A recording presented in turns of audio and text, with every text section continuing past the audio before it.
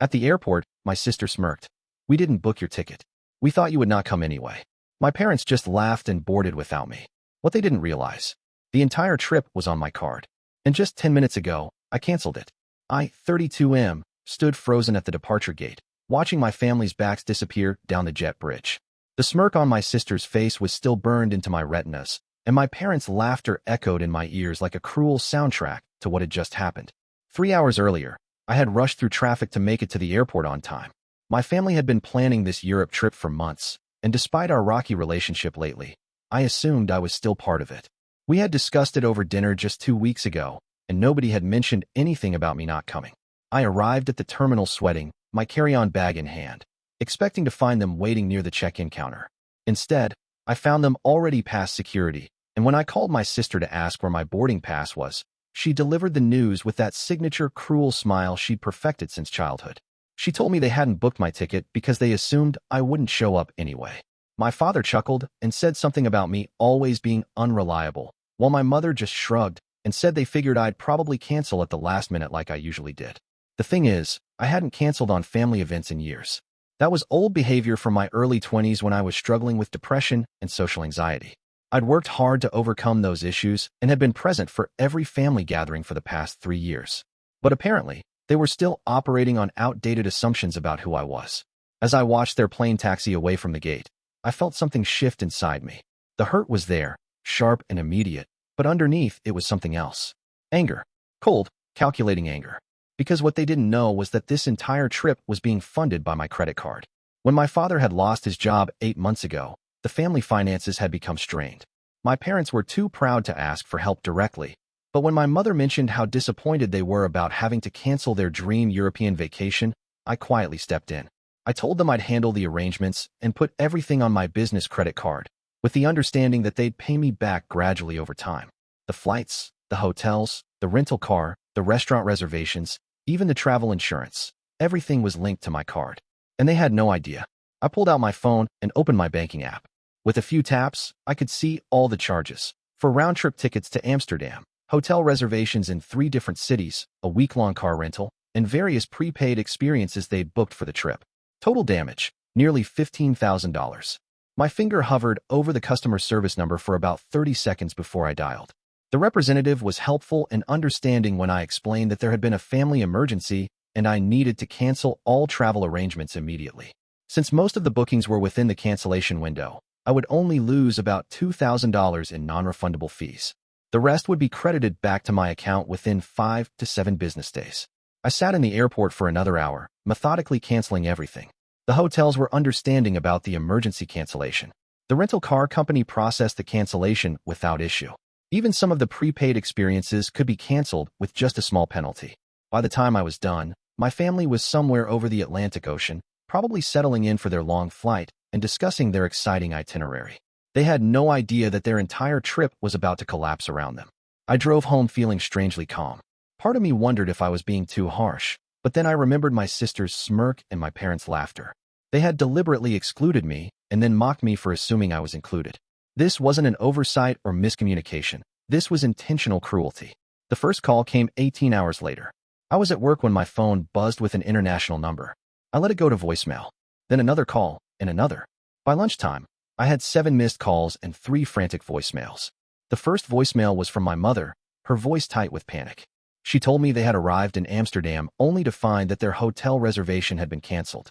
They were standing at the front desk with their luggage, and the staff was telling them there was no record of their booking. The second voicemail was from my father. His tone was different, confused and worried rather than panicked. He said they had managed to find another hotel for the night, but it was expensive, and they were trying to figure out what had happened with their original reservation. He asked if I could help them sort it out. The third voicemail was from my sister, and her earlier smugness had completely evaporated.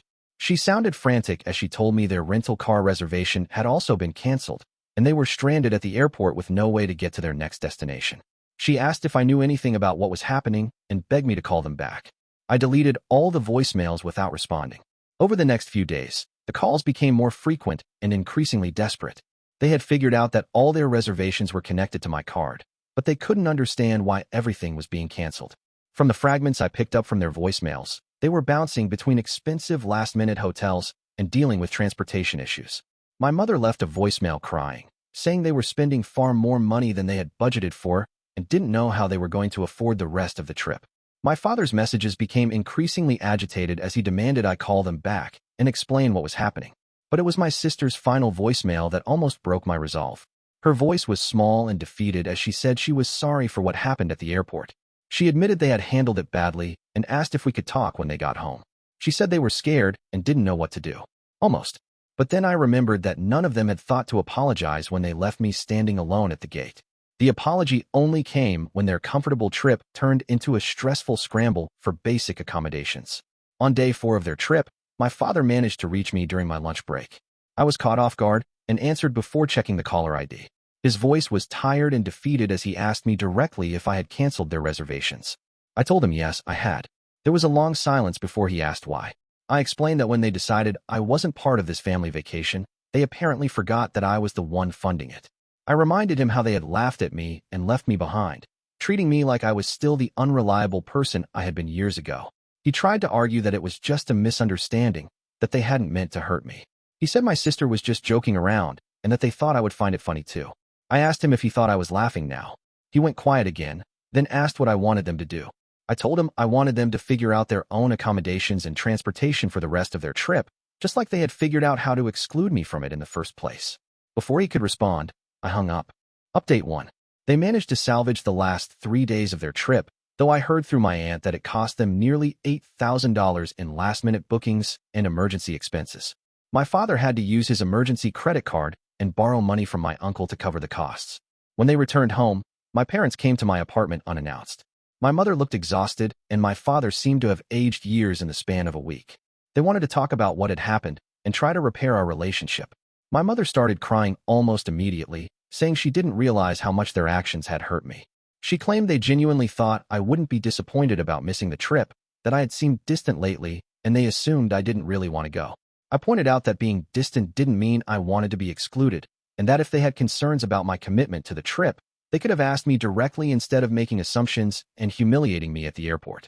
My father acknowledged that they had handled everything poorly, but he seemed more focused on the financial impact than the emotional damage. He wanted to know if I would be willing to help them recover some of the money they had lost due to the last-minute changes. That request revealed that they still didn't truly understand what they had done wrong. They were sorry about the consequences, not the actions that led to them. I told them I needed time to process everything and that I wasn't ready to have a relationship with them until they could demonstrate that they understood why their behavior was unacceptable. I also made it clear that I wouldn't be providing any financial assistance to cover their emergency expenses. They left looking defeated, and I felt a mixture of vindication and sadness. Update 2. My sister showed up at my workplace 2 weeks later. She looked genuinely remorseful as she asked if we could get coffee and talk. Against my better judgment, I agreed to meet her after work. She started by acknowledging that what happened at the airport was cruel and unnecessary. She admitted that she had been angry with me about something completely unrelated and had taken it out on me in the worst possible way. She said seeing our parents stressed during the trip had made her realize how badly she had screwed up. I asked her what she had been angry about, and she revealed that she was resentful about my financial success compared to her struggles. She felt like our parents treated me differently because I had money, and she had been building up resentment for months. The airport incident was her way of asserting some kind of power over me. Her honesty was surprising, and for the first time since the airport, I felt like someone in my family was actually being genuine with me. I told her I appreciated her apology, but that her financial insecurities didn't excuse treating me like garbage. She agreed and said she had been going to therapy to work on her jealousy and communication issues. She asked if there was any way we could rebuild our relationship, and I told her it would take time, but I was willing to try. Over the following months, my sister and I had several more conversations. She continued therapy and made genuine efforts to address her behavior patterns. We started having dinner once a month, and slowly, I began to trust her again. My parents, however, remained stuck in their position. They continued to focus on how my actions had affected them rather than examining their own behavior. My mother would send me occasional texts asking when I would be ready to move past this, and my father would bring up the money they lost whenever we spoke. Update 3. 6 months after the airport incident, my sister invited me to her birthday dinner. She said our parents would be there and asked if I was ready to try rebuilding those relationships too. I agreed to come, partly because I wanted to support my sister's progress and partly because I was curious to see if our parents had gained any perspective. The dinner started awkwardly, with everyone trying too hard to act normal. But about halfway through the meal, my father brought up the European trip again. He said he still didn't understand why I had reacted so extremely to what he called a simple misunderstanding. That's when my sister surprised me by speaking up. She told our father that it wasn't a misunderstanding and that they had deliberately excluded me in a cruel way. She explained how their behavior at the airport had been humiliating and hurtful, and that my response, while harsh, was understandable given the circumstances. My mother tried to defend their actions by saying they had just been trying to avoid drama, but my sister pushed back. She pointed out that excluding me had created far more drama than including me would have, and that their assumptions about my reliability were outdated and unfair. Seeing my sister stand up for me was powerful, but it also highlighted how far apart my parents and I still were. They listened to her arguments, but didn't really engage with them. They seemed more interested in being forgiven than in understanding what they needed to be forgiven for. I left the dinner feeling grateful for my sister's support, but disappointed in my parents' continued lack of insight. I realized that some relationships might never fully recover from certain betrayals, and that was okay. Final update. It's been over a year since the airport incident now. My relationship with my sister has become stronger than it ever was before. She continued therapy, addressed her jealousy issues, and we've developed a genuine friendship based on honesty and mutual respect. My relationship with my parents remains strained but cordial. We see each other at family gatherings and maintain polite contact, but there's an emotional distance that wasn't there before. They never fully acknowledged the depth of their mistake, and I've accepted that they probably never will. The financial cost of their European disaster taught them to be more careful about taking my generosity for granted, which was probably a necessary lesson. My father eventually found another job, and they've been slowly rebuilding their savings. Sometimes I wonder if I overreacted, if canceling their trip was too harsh a response to being excluded. But then I remember standing alone at that gate, watching them laugh as they walked away from me, and I know that some actions deserve consequences that match their cruelty.